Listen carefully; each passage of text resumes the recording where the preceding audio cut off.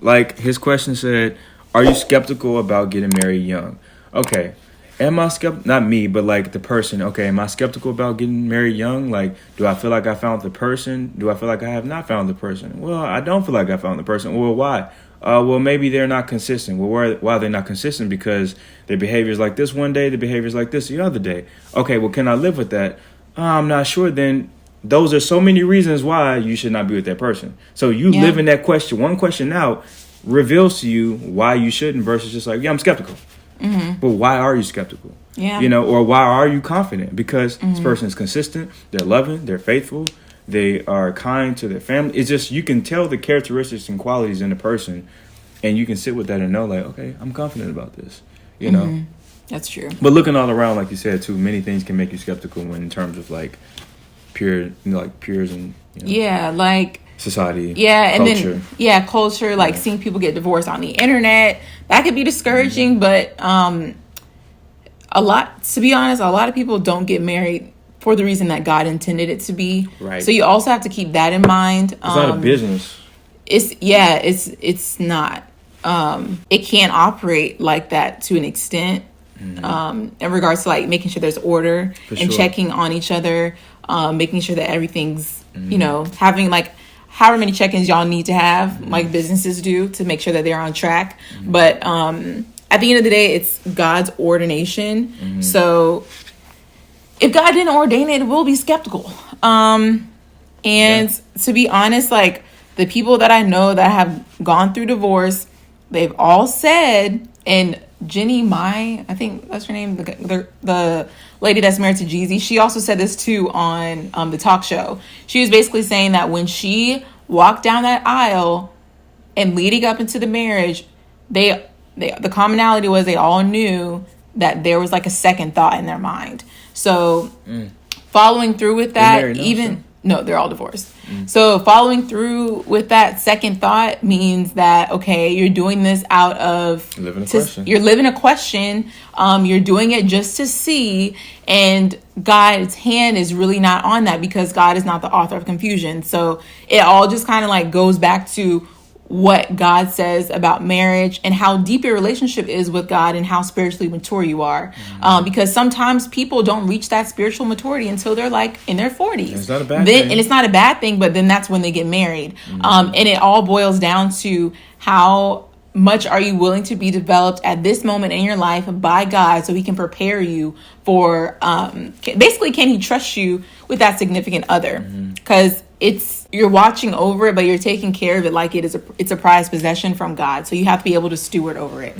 Okay, so the last question is transitioning to a wife/husband from dating. How does that look as far as your faith walk? Not things that we didn't know, but we're diving deeper into the not just responsibilities, but like the image of what marriage should look like, and in terms of spiritual responsibility for one another, in terms of praying for one another, in terms of being in unity, being in agreement, and just knowing how like things work and connect and flow within the marriage from the context and under the umbrella of God's, how he sees us to be and how we should treat each other. What does that look like? Yeah, basically learning more about unity, learning more about the power of agreement, learning about, just the qualities of not being angry, just the things that will supply us and supplement us throughout our marriage to keep us healthy, that God ordained as far as his orders and his tips for us. Basically what Aspen said, to be honest,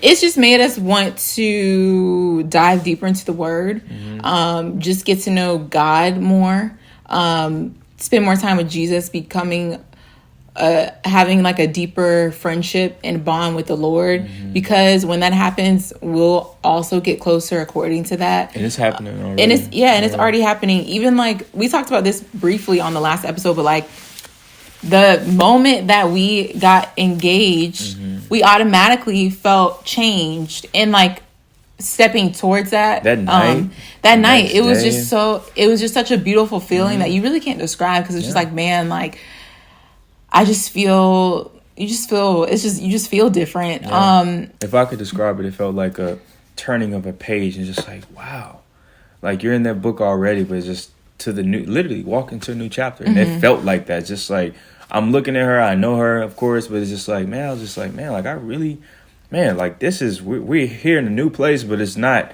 so unknown, but it's so much unknown of goodness. So I was excited. Yeah. Me too. And it just made us want to prepare a stronger foundation. I think this is the thing. The reason why we felt like we were called to, we also feel like, okay, I'll say this.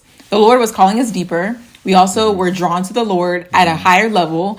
Reason being is because not only we wanted that for ourselves, but going into a marriage, we just want a very strong foundation. Yeah. So it just really led us to like spend more time with the Lord, truly reflect, not only read the word, apply the word, and let the word truly like set and marinate on our heart and mind.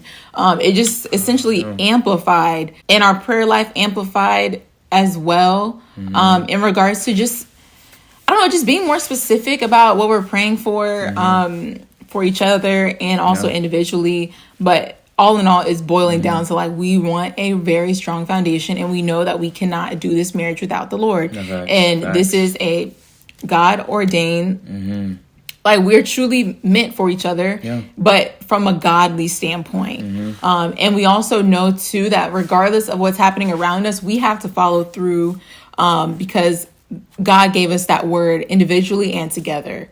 So it doesn't really matter. We're going to do it because we want to, but more importantly, because we know that's what God's plan for us is. And with that, because we're following God's plan, it's so important for us to continue that connection and continue to be close and continue to like dive deeper into the word, because we need instructions for the plan. So that's basically.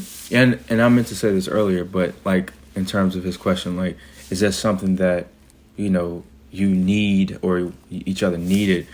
It's things that you don't know you need until you know you need it. But I'm telling you, for anybody who's watching this, what you want, and y'all gonna be totally different people, totally different walks of life, you know, but what you want in a relationship is someone who will be convicted by the Holy Spirit. Because, and for yourself too, because if it's something that, if you can trust them to say, you know what, me speaking to this person that way wasn't right, or me, I didn't handle this the right way. You can trust that.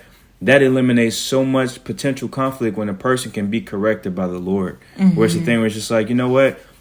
They have so much reverence and respect for God to the point where they wouldn't dare, you know, disrespect or not have reverence for the relationship. Because like, if a person puts God first and keeps him first and like listen to him first, it's just like, you know, you don't have to worry about that when it comes to like, you know, because some people just don't have a conscience. No, that's true. You know? And also to piggyback off of what Aston was saying and to loop into the last question that we just answered. So Heather Lindsay gave this really great example on her Instagram. It was like maybe a few years back. But anyways, she was talking about how her husband came in. He had an attitude. She was ready to go off on him. And then the Holy Spirit stopped her from saying what she really wanted to say in the flesh. And the Holy Spirit prompted her to ask him, hey, how's your day? Like, are you doing okay? And he had a really bad day. And she said, I would have felt so bad. And he would have never opened up to me if I would have said how I wanted to say what I was feeling before the Lord convicted me. So that was just such a really great example that always stuck with me, because I'm just like, man, like going back to seeking the Lord more diligently. I don't ever want to say something to Aspen and hurt his feelings and he not open up to me because I'm in my feelings. I would want the Lord to tell me how to talk to him. Like there's been some things that I want to say, but I end up not saying because the Lord has stopped me from saying it. And he's given me a moment to allow me to see things from Aspen's perspective without even having to ask him.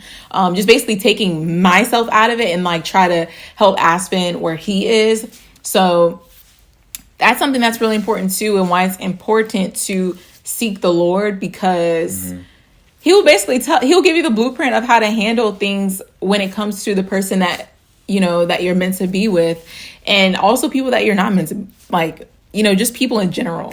And those who you're not meant to be with. I said what I said. Like, he'll tell you that if that person's not for you, or if they are. That could be reasons why you're skeptical, you know? Yeah. It's if you ask that question, why am I skeptical? You will be led to say that, you know, it ain't for you. Yeah. It ain't for you. And then also too, just a prayer to have, just be like, Lord, like, I'm seeking you. I do want to get married. Please take this skepticism away from me. Allow me to encounter the person that's supposed to be for me. So that way I don't feel this way. Or like just asking God to protect you from things that are not meant for you. That's also a prayer that you can have. Like, protect me from relationships that are not going to serve me and that are not serving you. And serve me as in like, they're not going to help you elevate and they're not for you. So keep God first, seek him first, and literally everything else will be added into you. Because I feel like, we talked about that in How We Met video, but like the individual desire for God to set us up and set us apart before he brought us together made the entire difference. Because, you have to truly want something before you can even receive it. And it has to be aligned. It's not just what you want, you get, but it's just like, what you prepare for, that's what you get. All right, guys, thank you so much for watching this video. Be sure to like, comment, and subscribe. And until next time, peace.